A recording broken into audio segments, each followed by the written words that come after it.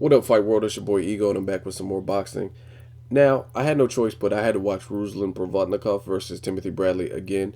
Initially, when I watched it, was live, and I was just into it, so I didn't even bother scoring it or anything.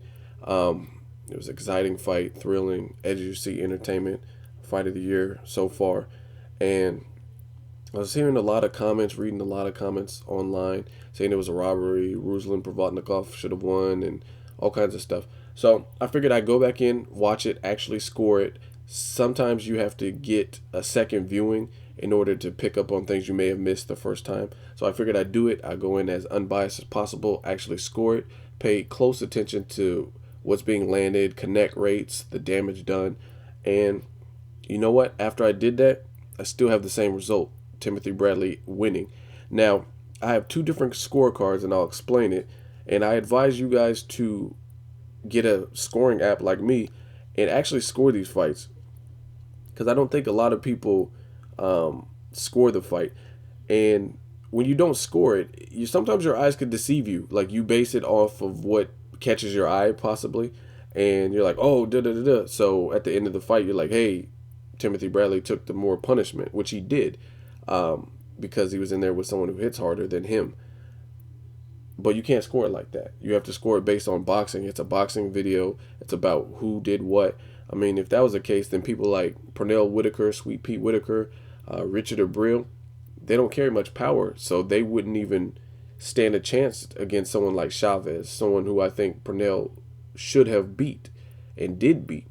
But in terms of sheer power, I mean, there's no match. Chavez Senior versus Pernell Whitaker. Pernell Whitaker didn't hit hard like that, but he was a slick defensive fighter and used boxing abilities. If you use boxing abilities, you have the ability to neutralize someone with power, or more power than yourself.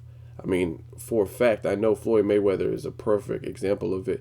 He's definitely fought plenty of people who hit harder than him, but he finds a way to take away their best weapons. Andre Ward does the same thing. And again, I scored this fight. I'll explain my scorecards. I try to be as objective and give Ruslan as much credit as I humanly could. And with that being said, I scored everything else the regular, but I gave him 3 10-8 rounds. Rounds 1, 2, and 12. Gave him 10-8 rounds, and he still lost 113, 112 in favor of Bradley. And that's being as fair as I possibly could. And realistically, I wouldn't have given him 3 10-8 rounds because the first 2 rounds, one, Bradley was never knocked down. He was out on his feet. Yes, he was hurt. Yes, but he only went down in round 12 and he took a knee. He didn't get knocked down per se. He took a knee. So if you look at the first 2 rounds, he was actually winning some of those rounds up until the point where he started getting hurt and he got buzzed. So for that reason, if you look at the round totally, I wouldn't score him as a 10-8 round because you have to look at the round as in its totality.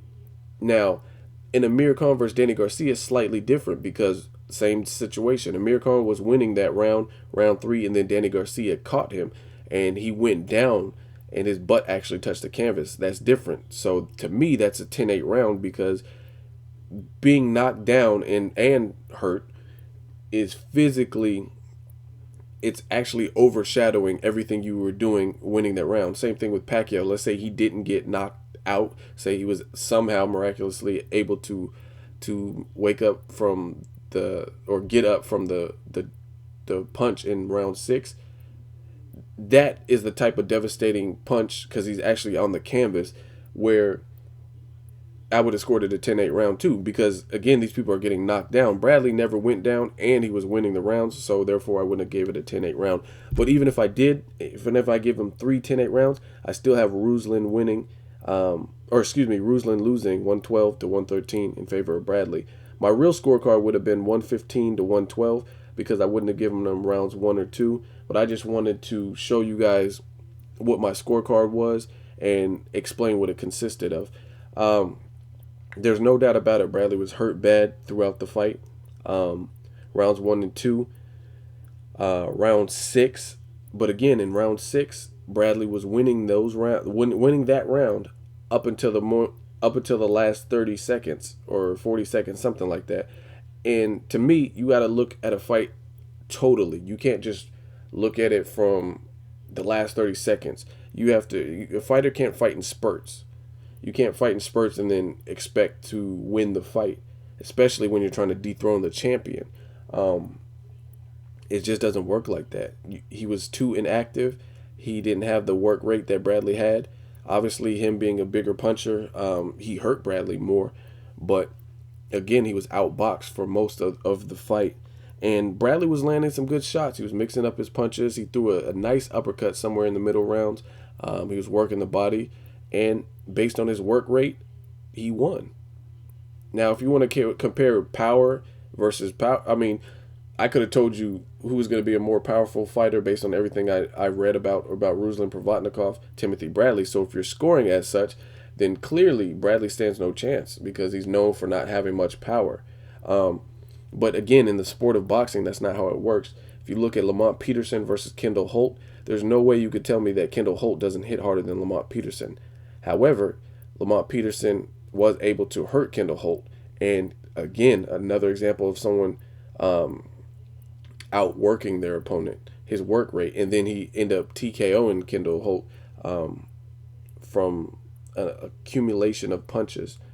Now, I'm not saying Kendall Holt and Lamont Peterson was the same fight as this, because this was far more competitive. You could see Lamont Peterson clearly pulling away from the Holt fight. But the point is the same. It's not only about power in the sport of boxing. Another thing is some people calling it a robbery. Freddie Roach says you need to show me you can win this fight in round 8.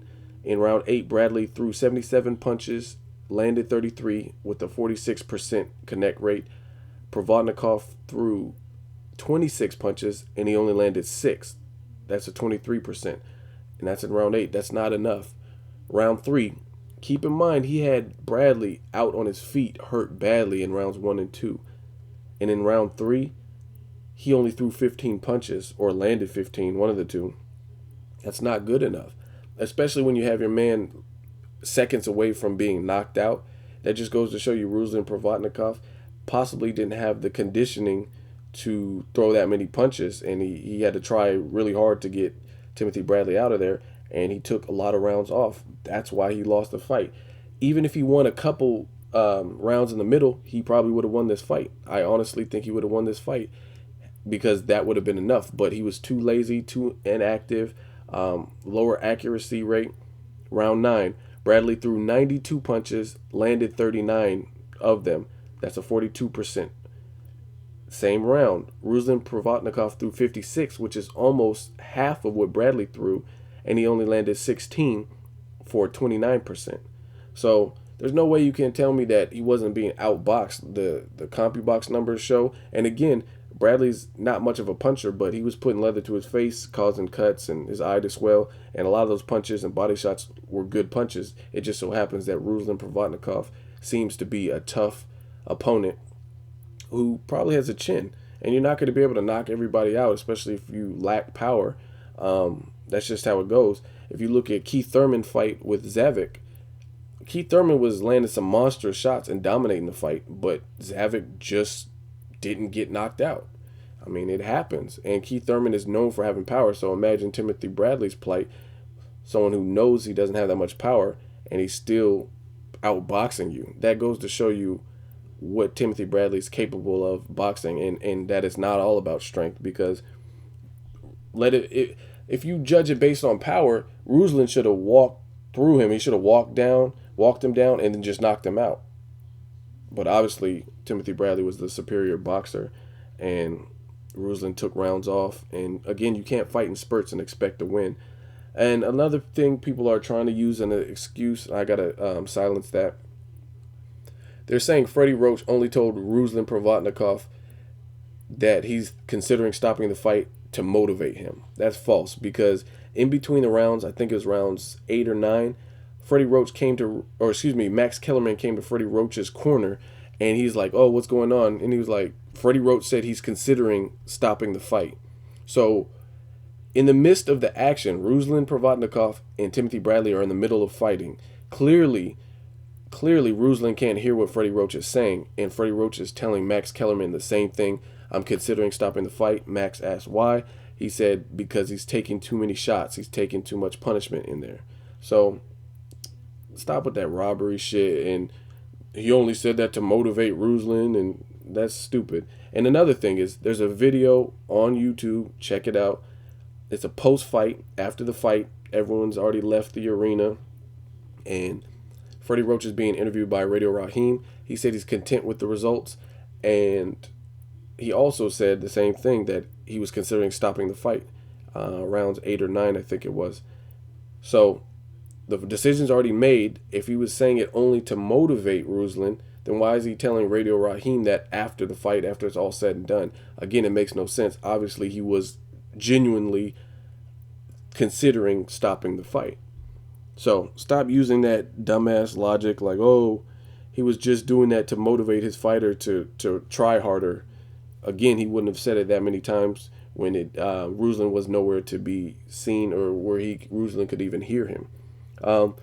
Again, Timothy Bradley won based on heart, determination, and work rate. I honestly feel that. I rescored it as objectively as possible. And the funny thing is, some of you guys are such bandwagon fans that when this fight was made, even myself, I didn't know what to expect, because I told you in my video, my prediction video, I don't know much about Ruslan. I had to watch some tape, and I wasn't that impressed, to be honest. It was just, he proved a lot to me in this fight. I'm like, okay, this dude is tough. But when the fight was made, everyone's like, oh, Timothy Bradley sucks. He's fighting Ruslan Provodnikov. Who the fuck is that? And he's a bum, blah, blah, blah. And then you see what a tough fight it turns out to be for both fighters. Now all of a sudden you're on the Ruslan bandwagon, like, oh, Ruslan should have won. It's all about Ruslan. You don't even know. So a week ago you didn't know who he was, and then he proved that he's a warrior and he's tough. They both did. And now all of a sudden Timothy Bradley sucks and Ruslan's the greatest and he's ready to take on the world. It just goes to show you how fickle boxing fans are. And I figured I'd leave you guys with one last thought. I was talking to somebody online regarding this fight, and they made a simple comment. They said Provodnikov should have won. And I said, okay. Aside from rounds 1, 2, 6, and 12, which are all clear Ruslan rounds for me, even reflected on my scorecard, I said, besides those rounds, what rounds did you give to Ruslan Provodnikov? This is his response. To be honest, I've only seen the first and last round, and he took some real damage. Seems surreal reading the reports and comments. Bradley must have boxed real good to have won. What the fuck? So, let me get this straight. You're making a you're making a comment, leaving a comment saying Provodnikov should have won, right? But you're also saying in the same breath that you only seen rounds 1 and 12, which were clearly Ruslan Provodnikov rounds. I take that. I know that. I mean, there's no way anyone could dispute that. That's stupid. That's the dumbest thing. That just goes to show me some of you guys are fucking idiots. You don't know anything about boxing, and you don't even watch it. You're not even watching it. I mean, if I was flipping through the channels and I turn on Martinez versus Chavez Jr. and I catch the 12th round, you know what? I'm going to be like, fuck, Chavez Jr. won that. If I see 15 minutes of the first 2 rounds and then I see the last round, I'll be like, damn, Chavez definitely won. So you guys are idiots. You got to watch the fucking fight. You can't just pick and choose. That's like me going into the movies. And I go into The Departed and I watch the first 15 minutes and the last 15 minutes. I'm like, yo, that movie sucks. That was whack. Martin Scorsese's a whack director. It makes no sense. You got to watch the movie, sit down and see the character development, the conflict, the plot, the storyline, the setting, and then determine what the outcome is. But again, this is just a prime example of the type of ignorance that's out and available on the internet. Motherfuckers are like, Provodnikov won, but you've seen 2 rounds of a 12-round fight. Pure ignorance. But it's funny. You guys entertain me. So let me know what you guys think. Hate, comment, or subscribe. Until next video, it's Ego signing off. You bitch.